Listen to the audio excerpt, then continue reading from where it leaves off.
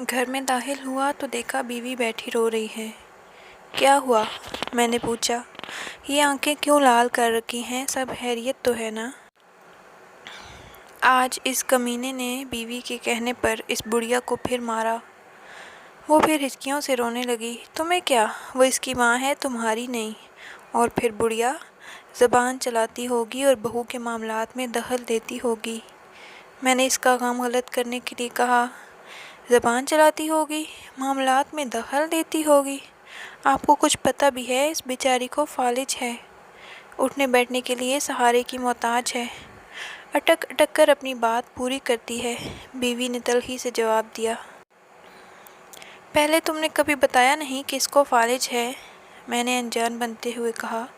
1000 دفعہ تو بتایا ہے، مگر آپ کو کپڑوں کے علاوہ کچھ یاد رہے نا، بیوی بولی۔ اچھا چھوڑو، ہم کر بھی کیا سکتے ہیں؟ میں نے موضوع بدلنے کی کوشش کی۔ میرا دل کرتا ہے کہ بڑھیا کو اپنے گھر لے آؤں کچھ دنوں کے لیے، میری بیوی نے کہا۔ کیا؟ کیا کہا؟ تم پاگل ہو گئی ہو؟ پرائی مصیبت اپنے گلے ڈالو گی؟ مجھے اس کی سوچ پر غصہ آیا۔ صرف ہفتے بھر کے لیے، اس نے میرے غصے کو نظر انداز کرتے ہوئے کہا۔ شاید وہ پہلے سے ہی سب پلان بنا کے بیٹھی تھی۔ نہیں نہیں، یہ ناممکن ہے۔ اور پھر وہ کیوں دینے لگا اپنی ماں ہم کو؟ میں نے کہا۔ اس کی بیوی کئی مرتبہ کہہ چکی ہے، بڑھیا کئی دفعہ تو نہیں ہو سکتی، کتے کی سی جان ہے، مرتی بھی نہیں، بیوی نے کہا۔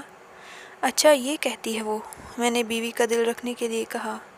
بس اب آپ مان جائیں اور اس کو گھر لے آئیں، یہ کہتی ہوئی وہ میرے پہلو میں آ بیٹھی۔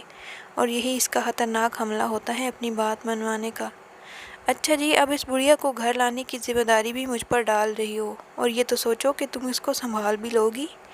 میں نے کہا۔ اپنے بچے تو ہیں نہیں، میں بھی گھر میں سوائے ٹی وی دیکھنے کے اور کیا کرتی ہوں؟ وہ آ جائے گی تو میرا دل بھی بہلا رہے گا، اس نے اداسی سے کہا۔ ہماری شادی کو 10 سال ہو گئے تھے، مگر وہ اولاد سے محروم تھی۔ میں نے سوچا چلو بات کر کے دیکھنے میں حرج نہیں، کون سا وہ اپنی ماں ہمیں دینے پر راضی ہو جائے گی۔ اگر راضی ہو گیا تو، میں نے سوچا۔ پھر بھی ایک ہفتے کی بات ہے، اگر بعد میں ہمارے گلے پڑ گئی تو اچانک مجھے خیال آیا، اگر وہ بڑھیا مستقل گلے پڑ گئی تو میں نے اپنے خدشے کا اظہار بیوی سے کیا۔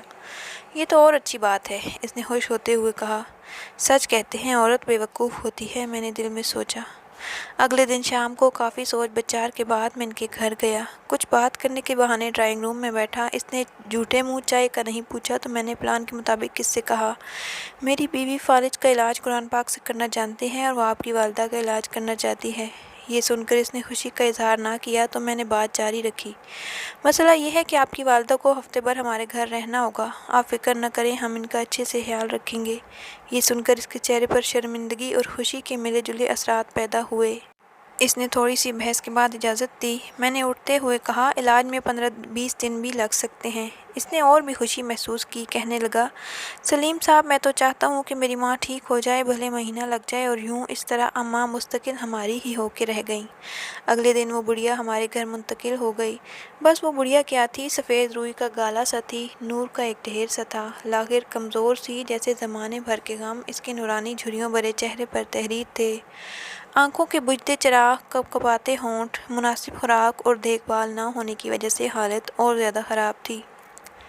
میری بیوی تو تن من دھن سے اس کی سیوا میں جٹ گئی۔ اس کے لیے ہر چیز نئی خریدی گئی، بستر، کمبل، چادریں، کپڑے۔ اچھی خوراک اور خدمت سے اماں کے چہرے پر رونق آنے لگی، پتہ ہی نہ چلا اور مہینہ گزر گیا۔ پہلے اس کی بہو 2 دن بعد آتی رہی، پھر 4 دن کا وقفہ ہوا اور پھر ہفتہ ہونے لگا۔ اماں کو واپس لے جانے کی بات نہ اس نے کی نہ ہم نے۔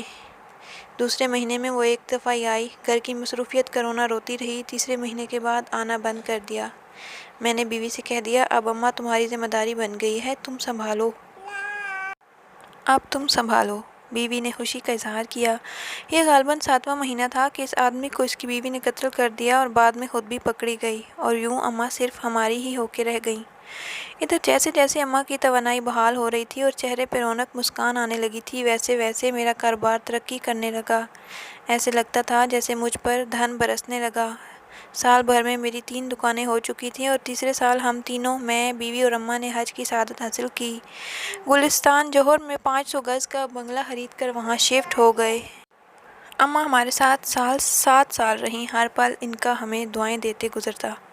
اور ہم میاں بیوی خوشی سے پھولے نہ سماتے۔ عجیب کرامت یہ ہوئی کہ اماں کی برکت اور دعاؤں سے اللہ نے مجھے اولاد سے نوازا۔ آج وہ ہمارے درمیان نہیں، مگر ان کی کمی شدت سے محسوس ہوتی ہے، جیسے کوئی اپنا کھو گیا ہو۔ ہم نے بھی کبھی ان سے ان کا نام تک نہ پوچھا، بس ان سے ایک خلوص کا رشتہ تھا۔ پچھلے دنوں میری بیوی بہت خوش تھی، وجہ پوچھی تو کہنے لگی، میں نے ایک خواب دیکھا ہے۔ کیسا خواب؟ میں نے دیکھا ہے کہ محشر کا دن ہے اور سب حیران و پریشان کھڑے ہیں، اور ان میں میں بھی کھڑی ہوں کہ اتنے میں اماں آئیں اور میرا ہاتھ پکڑ کر کہنے لگی، منیرہ ادھر آ میرے ساتھ، تجھے پل صراط پار کرا دوں۔ میں ان کے ساتھ چلی۔ ہم ایک باغ سے گزرے، تھوڑی دیر میں باغ ختم ہوا تو ایک بڑا سا میدان آ گیا تو اماں کہنے لگی، بس ہو گیا پل صراط پار۔ میں حیران ہوئی تو وہ بھی زور سے ہنسنے لگی۔ پھر میری آنکھ کھل گئی۔ مبارک ہو بھائی، بہت اچھا خواب ہے، مگر تمہیں میرا خیال نہ آیا؟ قسم سے میں اتنی پریشان تھی۔